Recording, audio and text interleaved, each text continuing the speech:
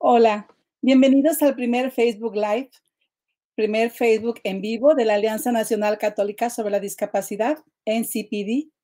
Nuestra misión está arraigada en los valores del Evangelio, que afirman la dignidad de cada persona.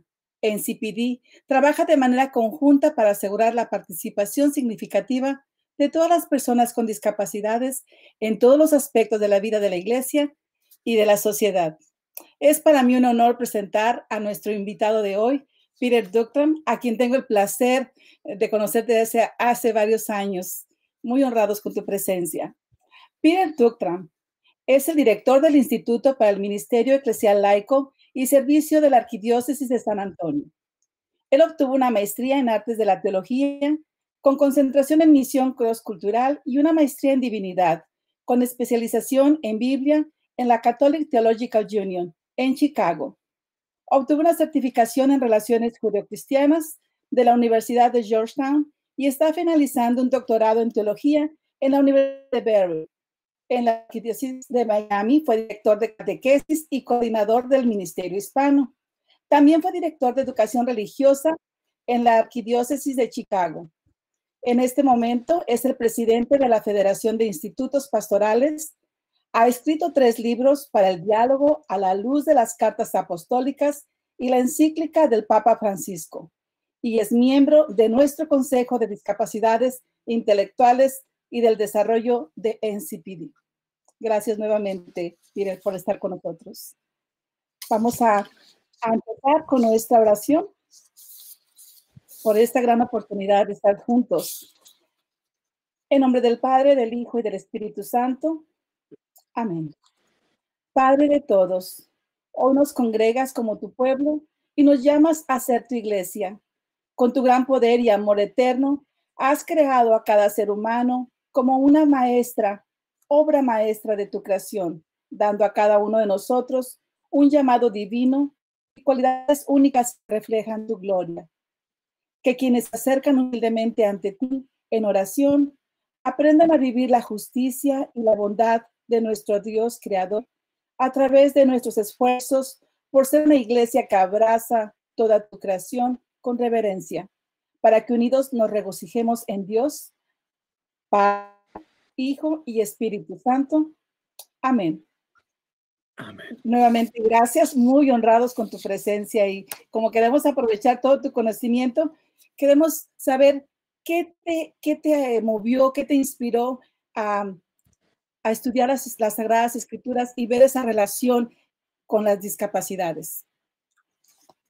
Gracias, Esther. Es un placer estar contigo y hasta desde la distancia, aunque estamos desde Texas y aquí a unas horas, pero qué gusto estar en verdad en este primer Facebook Live. Lo que me motivó profundamente desde pequeño en mi pasión para las Sagradas Escrituras era puesto gracias a mi abuelita. Ella, apenas yo hice mi primera comunión, me traía todas las semanas. Ella era lectora de la parroquia, entonces me llevaba a las reuniones de lectura de la palabra y me encantaban 2 cosas. Uno era de que todos en la mesa, en el grupo, se reunían para contribuir y reflexionar y orar a la luz de la palabra. Y el segundo era de que todos tenían espacio para poder hablar sobre lo que la palabra le decía. Desde allí el amor a la palabra de Dios salió. Ya después, cuando tuve mi maestría, una de ellas es justamente, como dijiste, en las Sagradas Escrituras. Y ese es mi amor con la Sagrada Escritura. Me encanta estudiar. He estudiado, gracias a Dios, con personas que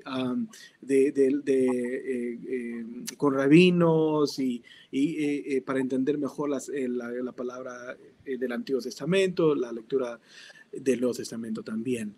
Y sobre la discapacidad, porque yo soy papá de 3 niños y el más pequeñito fue diagnosticado con múltiples discapacidades: el autismo, el impedimento del lenguaje y ¿cómo se llama? El ADHD. hiperactividad, un desorden de la hiperactividad.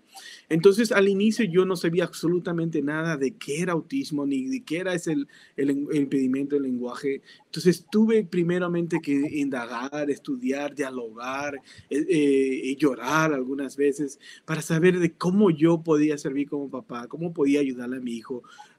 Y de ahí nació y al darme cuenta al caminar y al saber de las oportunidades que había en la parroquia, comencé a sentir la necesidad de estudiar, pero desde la perspectiva bíblica y de la perspectiva teológica, e inclusive mirar en qué manera la iglesia puede servir más a las personas con discapacidades, pero no solamente a ellas, sino a las familias que acompañan a estas personas. Entonces fue un amor, ¿cómo se le llama? Gradual, que fue transformando poco a poco como papá, mi entendimiento de las escrituras, en las implicaciones eclesiales, inclusive las implicaciones éticas. Eso fue para mí como un nuevo abrir de ojos. Yo digo, es gradual porque fue constante, ¿eh? Hay días que yo digo, es como esos procesos espirales en el cual había días que veía mejor, había días que sentía más desafío, hay otros días que veía mucha alegría. Entonces de ahí nace mi amor y mi cariño con las Sagradas Escrituras y en este diálogo entre las Sagradas Escrituras y la discapacidad. Yo me relaciono mucho contigo porque tengo otro niño con autismo también y no sabía nada y precisamente tuve que llenarme de conocimientos, no nada más para mí, sino también para compartir como tú lo haces. Gracias, te admiro de verdad. ¿Hay algún pasaje de la Biblia que te acompañó, Peter, que en momentos como padre dijiste, este versículo me acompaña y está conmigo y está en mi corazón, en tu caminar como Sí, papá? sí, Esther, hay dos en particular. Uno es el Antiguo Testamento y otro el Nuevo Testamento. La primera es sobre las dos historias de la creación en Génesis. Sabes, como estudiante de Biblia, yo había estudiado había hecho ejercicios exegéticos y toda la cosa, pero era la primera vez que miraba esas frases en particular. Uno es sobre la belleza y la bondad de todo lo creado, la belleza y la bondad de todo lo creado. Y la segunda era sobre la imagen de Dios, que somos creados en imagen de Dios. Esos dos me impactó, me desafió, me sostuvo y me inspiró. Porque al mirar la bondad y la belleza de la creación, esa dualidad de belleza, es de todo lo creado. Y la bondad, es decir, la genuina realización de que todas las personas son creadas con bondad. Y la segunda fue el mirar a qué significaba ser creados a imagen de Dios. Esto me desafió a mirar y revisar mis estudios que había hecho desde Santo Tomás de Aquino y también de San Ironeo, inclusive de que celebramos hoy a San Leo el Grande. Es decir, mirando cómo ellos se identificaron en la naturaleza, cómo ellos miraron la creación y cómo ellos definieron la dignidad de la persona humana. Pero también me sentí desafiado en base a las definiciones que yo encontraba, porque mi hijo me hacía descubrir otros elementos que no estaban presentes en las interpretaciones de estos fantásticos textos bíblicos. En el Nuevo Testamento, me fascinó la comunidad de San Lucas, en cómo el Evangelio de San Lucas presenta el ministerio de Jesús. Para San Lucas, él estaba motivado y desafiado cómo Jesús pone al centro de su ministerio a las personas que están al margen. ¿eh? Entonces, es interesante cómo esa imaginación, y esto es lo que yo vengo a decir, no es mío, eso dijo inclusive ya el profesor Gittins a muchos años atrás, cuando él hablaba sobre la teología del marginado. Para San Lucas hay una dualidad en el ministerio de Jesús. Uno es de que él se preocupa muchísimo con la persona que está en el margen, pero se preocupa para traer la buena nueva a la persona que está al margen. Y la segunda es para liberar a la persona que está en el margen, para que ya no sea parte del margen, sino que sea al centro de la vida de la sociedad. Esa dualidad es importante porque nos va a ayudar en el determinar cómo nuestras acciones como iglesia están respondiendo a esa dualidad, en traer a la buena nueva a las personas con discapacidad, pero también a dejar que Cristo libere a las personas y ya no sean parte de la marginalidad de la vida, ni de la visión eclesial, ni del diálogo teológico. Y esa es la misión de Cristo que nos dejó a nosotros. Y como tú dices tú, ahora tenemos que sacarlos, llevarle la buena nueva y que ellos sean los propios testigos y agentes evangelizadores porque tienen todo el derecho del mundo y son hermosas criaturas de Dios. Todos somos iguales con la misma dignidad del Padre, ¿verdad? Las perspectivas bíblicas y teológicas tradicionales sobre la discapacidad presentan desafíos en sí mismos, ¿verdad? La discapacidad, pero ¿cómo puedes hacer cómo puedes resumirlo, esas implicaciones en la práctica de la iglesia? Bien, quiero iniciar diciendo de que todo análisis y toda interpretación teológica y bíblica es contextual. Es decir, nosotros, por ejemplo, si nosotros que hemos crecido en Texas, entonces por supuesto que nuestro simbolismo va a ser conectado a lo que nosotros estamos acostumbrados. Si tú creciste en las playas, vas a siempre hablar sobre el sol, sobre el agua, sobre el mar, y los poetas usan esas imágenes para expresar un sentimiento profundo. Lo mismo sucede con las explicaciones teológicas y bíblicas de las personas que quieren hacer esas interpretaciones. El problema con estas interpretaciones tradicionales es que pueden ser un obstáculo. Yo sé que algunas de esas interpretaciones ya no están actualmente vigentes, pero es importante enumerarlas para que nos ayuden a identificar cómo estas todavía pueden estar informando nuestra manera de relacionarnos con el otro y relacionarnos en la iglesia. Entonces voy a poner yo que hay tres temas teológicos que, vamos a decir, mayores temas teológicos que pueden ser un obstáculo para entender y trabajar y caminar con las personas con discapacidades. La primera es relacionar la discapacidad con el pecado. Y esto viene tradicionalmente, ¿por qué? Porque en la Biblia hay innumerables ejemplos metafóricos que utilizan, por ejemplo, la falta de visión o la falta de escucha para hablar sobre las condiciones del pueblo de Dios con respecto al rechazo de la palabra de Dios, al rechazo del compromiso de Dios, al rechazo del Dios mismo. Lamentablemente, muchas de estas palabras metafóricas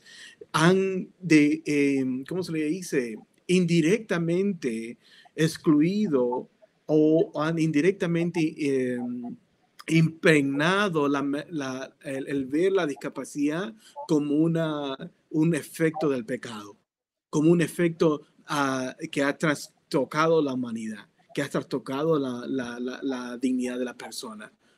Y voy a hablar un poquito más de esto. Por ejemplo, en Jeremías 5, cuando habla, o en Deuteronomio 28, en Primeras de Reyes 13, vemos cómo estos textos bíblicos se van a relacionar con unas situaciones específicas, como por el pecado, por lo tanto, ellos fueron cegados. Bueno, el segundo tema grande, tradicionalmente interpretado, que es un obstáculo para el trabajo con las personas con discapacidades y para toda la iglesia, es la discapacidad, entenderla como un sufrimiento virtuoso. Entender la discapacidad como sufrimiento virtuoso significa como ver cómo yo voy a superar o voy a tolerar la discapacidad porque Dios está pidiéndome que yo me purifique. Ese entendimiento bíblico y teológico de la discapacidad es un obstáculo grande porque va a continuar marginalizando a las personas con discapacidades y entonces solamente va a centrarse en nosotros mismos. Por ejemplo, hay veces que yo como papá sentía la tentación de mirar y de preguntar al Señor en la oración, Señor, ¿por qué me has mandado un hijo con discapacidad? Entonces venía como de algún lugar de mi mente, quizás sea porque Dios quiere que con este sufrimiento yo pueda purificarme. Entonces yo me comencé a preguntar, pero espérame, ¿de dónde viene esa interpretación? ¿Eh? Y entonces me di cuenta que venía de estos entendimientos tradicionales de ver la discapacidad como una invitación a un sufrimiento virtuoso. ¿Eh? El tercer tema grande es sobre la discapacidad como una invitación a la caridad. Lo que sucede con esta visión de discapacidad es que sigue poniéndonos a las personas que no tenemos discapacidad al centro. Entonces se ve que la discapacidad como una invitación a nosotros que no tenemos la discapacidad a hacer caridad con el otro que tiene discapacidad. Lo que sucede con eso, otra vez, volvemos con la marginalización. No hacen, como tú lo dijiste hermosamente al inicio, no los hace a ellos agentes de su propia vida, de su propia visión teológica, sino los hace receptores pasivos de nuestra generosidad caritativa. Entonces, aunque esto en sí mismo no es malo, es decir, el ser caritativo con la persona que sufre o la persona que necesita ayuda no es malo, pero si nos quedamos allí en ese plano, entonces ya estamos excluyéndolos de la mesa y excluyéndolos de su agencia. Ahora, estos tres elementos, estos tres temas grandes, tradicionales, teológicos y bíblicos han impactado a la manera como nosotros somos iglesia, como la manera como nosotros nos relacionamos con nosotros. Porque si vemos la discapacidad como una invitación a caridad, entonces la iglesia se siente tranquila al ofrecer formación inmediata para el sacramento, pero ya, ahí quedó. Entonces a veces escuchamos muchas veces decir a un líderes parroquiales, bueno, ya nosotros damos formación sacramental, ya hemos cumplido. Como si fuese un checkmark, ¿no? Como si fuese una manera de cumplir. Esto viene justamente de esta visión de discapacidad como una invitación a la caridad. Entonces, es importante darnos cuenta cuando se nos vienen estas ideas de respuesta a las personas que tienen discapacidad para identificar de dónde viene. Volviendo, por ejemplo, a la imagen que yo había usado al inicio sobre el primer texto bíblico que me impactó profundamente, que viene del Génesis. Yo miraba entonces a cómo San Ireneo en la segunda siglo y San Tomás de Aquino en el siglo XIII, cómo ellos definen la dignidad de la persona humana y cómo definen lo que en latín decimos imago Dei, ¿no? Lo que decimos en latín imago Dei, de la imagen de Dios. Y me pareció peculiar que la definición de la imagen de Dios es solamente basada y limitada a la capacidad que tiene la persona para razonar.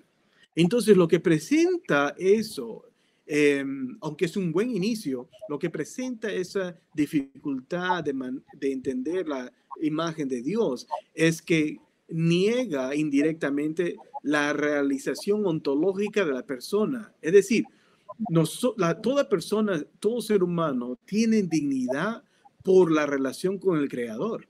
Es que la dignidad no es adherida por acciones que yo haga o por mi capacidad de razonar, sino es porque somos hijos, hijas de Dios.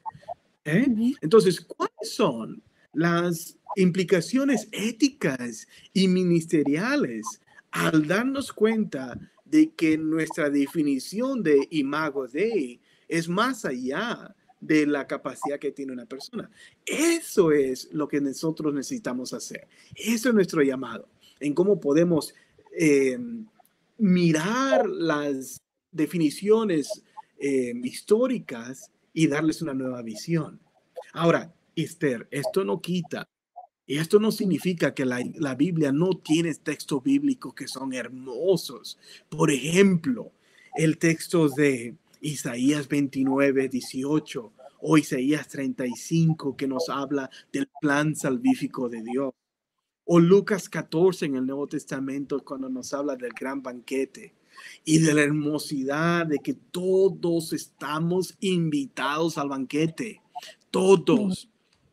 Y hay más. En 2 Samuel, el 9:13, nos habla interesantemente cómo se relaciona David, el rey David, con una persona del pueblo que se llama Mefiboshet. Y la relación que tiene David es con esta persona que tiene discapacidad, es que le devuelve, David le devuelve el espacio y la voz en el sentido de que le pide a la sociedad que se le respete a esta persona porque es hija de Dios. Por lo tanto, se les devuelve sus pertenencias e inclusive su voz a nivel de la definición social y ¿cómo se le llama? En la contribución que tiene para el desarrollo de la sociedad. Esto es algo importantísimo que hay que retomar, porque no se trata solamente de darles espacio para que ellos puedan articular su voz, sino es darnos cuenta cómo nosotros todavía estamos queriendo mantener las manos al timón, ¿verdad? Y dejar la diversidad de carismas, la diversidad de habilidades que sean las que guíen la vida de la iglesia y la sociedad. Hermosamente dicho. Yo creo que yo siempre he sido catequista y ahorita que te escuchaba desde los 13 años, así que yo creo que estamos en este género. Y yo siempre decía, la misión de Cristo es bien clara. Todos somos dignos hijos de Dios y tenemos que participar el cuerpo de Cristo no es completo cuando alguno de nuestros hermanos o hermanas con discapacidades no está presente. Para mí siempre ha sido muy claro por conversaciones, porque a veces elegimos, no, discapacidades no está en mi área, no hay en mi comunidad, pero 1 en cada 6 hispanos tiene discapacidad. Y nosotros como líderes, tú como líderes, podemos abrir esas puertas y esas oportunidades para que las personas con discapacidades nos den todos esos dones que Dios les dio y podamos contribuir en una comunidad hermosamente diversa, con toda la dignidad.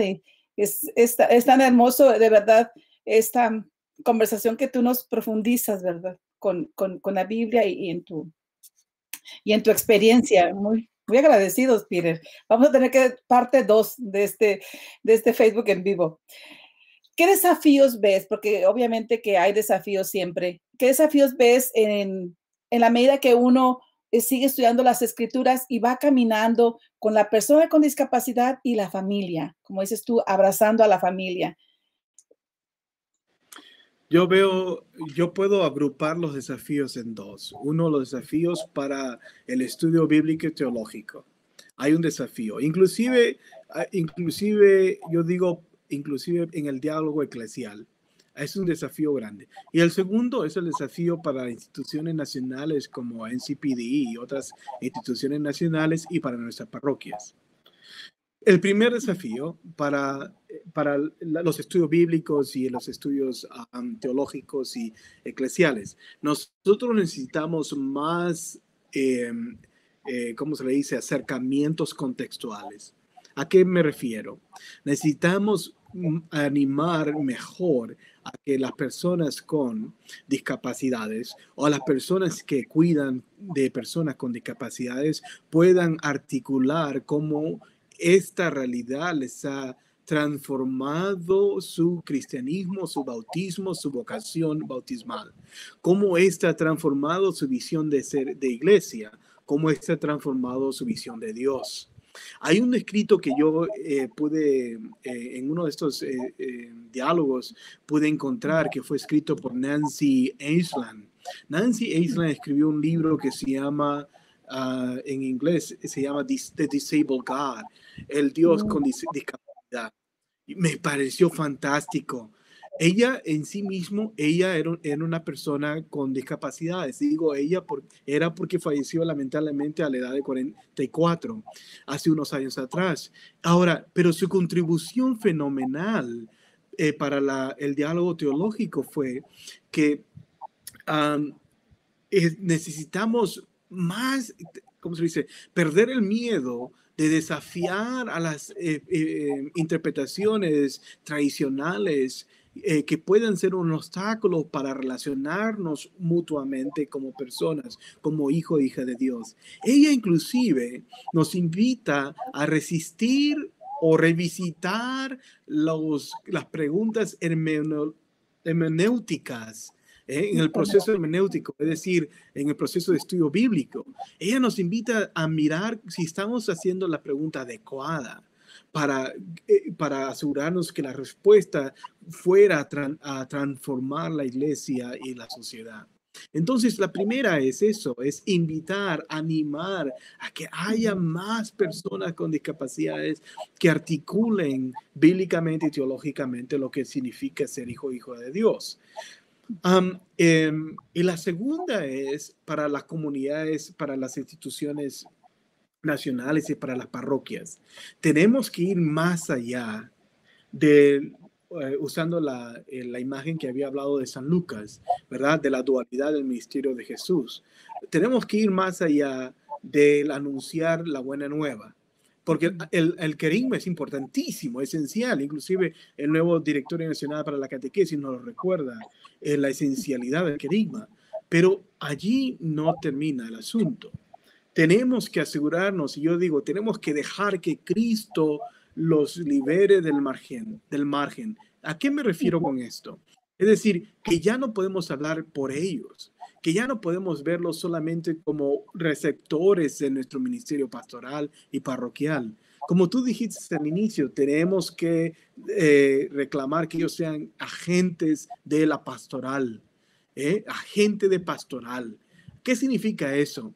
Usando las palabras y el lenguaje del Papa Francisco, tenemos que estar tranquilos y dejarles que hagan lío. Es decir, que remuevan el ministerio para que nos demos cuenta las áreas que nosotros somos carentes, o quizás nos desafíen cómo nosotros hemos visto o cuáles son los lenguajes que usamos para referirnos con Dios, con la iglesia, con el ministerio ordenado y el ministerio laical. Es decir, el trabajo que hace NCPD y otras instituciones son esenciales, pero hay que ir más allá. Por ejemplo, Esther, cuando yo estaba mirando las contribuciones teológicas y bíblicas, todas vienen de otras religiones, de los luteranos, los presbiterianos, los episcopales, pero la Iglesia Católica se ha quedado corta en las voces de las personas con discapacidades o personas como tú y yo. Tenemos que agarrarle el toro por los cuernos, porque tenemos que hablar, tenemos que escribir, tenemos que anunciar, tenemos que explicar nuestras experiencias y cómo están transformadas. Ahora, eso no significa que sean perfectas, porque no lo van a hacer, pero esas voces van a hablar por aquellos que todavía piensan que no tienen voz. Exactamente. Yo pienso, y eso, para mí es una pasión este ministerio como catequista. Y cuando tuve la bendición de tener a mi hijo con autismo, como tú, me hice la pregunta, porque a mí, y como tú, yo también lloré, porque es bueno limpiar el alma y decir, bueno, Señor, reconocer que uno es humano y que uno es débil.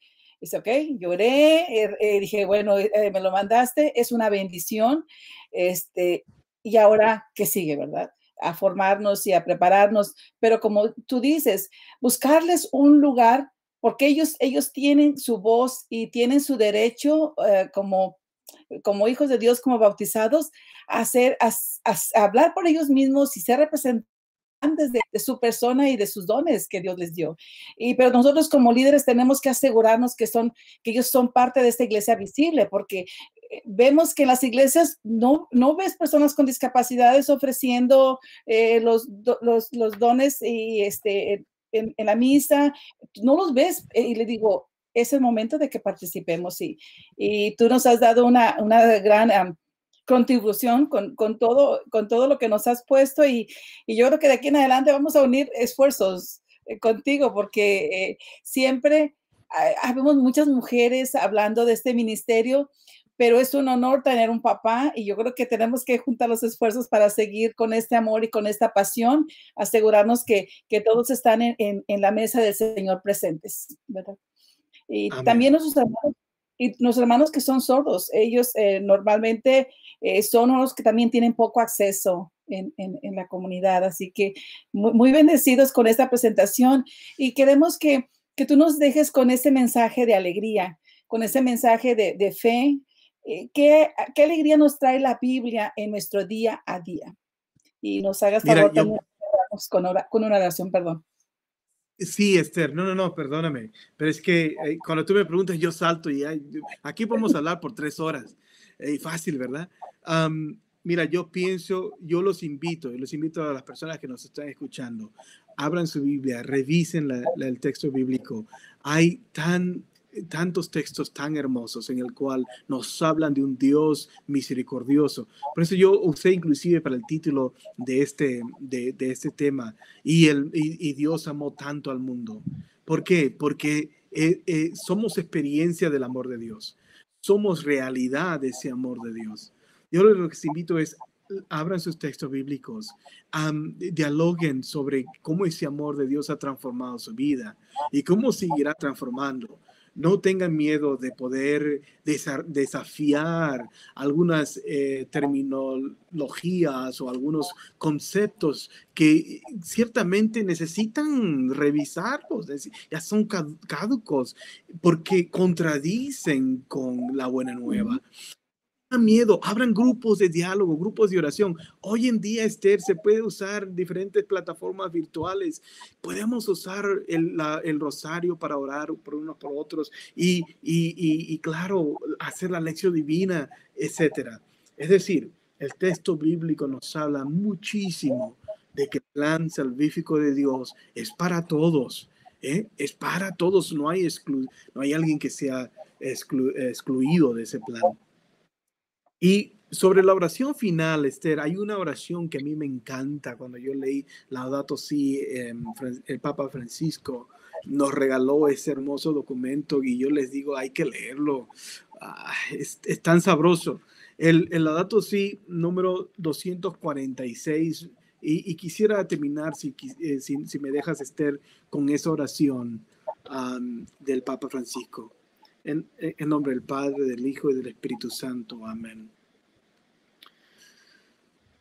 Dios omnipotente, que estás presente en todo el universo y en las más pequeñas de tus criaturas, tú que rodeas con tu ternura todo lo que existe, derrama en nosotros la fuerza de tu amor para que cuidemos la vida y la belleza. Inúndanos de paz para que vivamos como hermanos y hermanas sin dañar a nadie. Dios de los pobres, ayúdanos a rescatar a los abandonados y olvidados de esta tierra que tanto valen a tus ojos. Sana nuestras vidas para que seamos protectores del mundo y no depredadores, para que sembremos hermosura y no contaminación y destrucción. Toca los corazones de los que buscan solo beneficio a costa de los pobres y de la tierra. Enséñanos a descubrir el valor de cada cosa y contemplar admirados, a reconocer que estamos profundamente unidos con todas las criaturas en nuestro camino hacia tu luz infinita. Gracias porque estás con nosotros todos los días. Aliéntanos, por favor, en nuestra lucha por la justicia, el amor y la paz. Amén. En nombre del Padre, del Hijo y del Espíritu Santo. Amén. Qué hermosa esa oración. Gracias por... vamos a ya la 2:46, ¿verdad? Y vamos a dar las gracias y invitarlos para el próximo webinar que vamos a tener. Este webinar va a ser el 18 de noviembre a las 7 de la noche, centro de Easter Time, a las 6 tiempo del centro con María Beltrán. Es una introducción al directorio para la catequesis. Y tenemos otro. Es hermoso. Este va a ser en inglés, pero si nos pueden acompañar, es un hermoso mensaje de nuestro arzobispo Joseph Kurtz, y es acerca precisamente de la teología y cómo podemos estar relacionados con la discapacidad, cómo es tan importante este encuentro de la iglesia con las personas con discapacidades. Y sobre todo en este tiempo de crisis, cómo acompañamos a cada miembro del cuerpo de Cristo en tiempo de crisis. Va a estar muy bonito, muy hermoso este mensaje de nuestro arzobispo. Va a ser en inglés. Esperamos poder tener la traducción en español, pero si gustan registrarse, inscribirse, pueden llegar a nuestra página de ncpd.org para registrarse, pero va a ser hablado en inglés. También tenemos otro evento. Este evento es un retiro espiritual para aquellas personas que cuidan de un ser querido, de un familiar o de alguien a quien ellos están cuidando en esos momentos, o porque es su trabajo. Es como una especie como de retiro. Va a ser en inglés. Eso sí va a ser completamente en inglés, pero si ustedes gustan acompañarnos, pueden ir a nuestra página de Facebook y ahí pueden registrarse, tener más información. Estamos muy agradecidos y gracias, Peter, por acompañarnos. Te vamos a pedir todas las citas y nos las puedes mandar porque queremos compartirlas con nuestros amigos de Facebook, y esperemos que podamos estar en contacto contigo para tener la segunda parte de esta. Ya nos abriste el amor por la escritura de la discapacidad, la Sagrada Escritura, y queremos seguir teniendo esas conversaciones importantes, y pues ojalá que nos puedas acompañar en un futuro. Claro que sí. Muchísimas gracias, Esther y a NCPD. Un placer.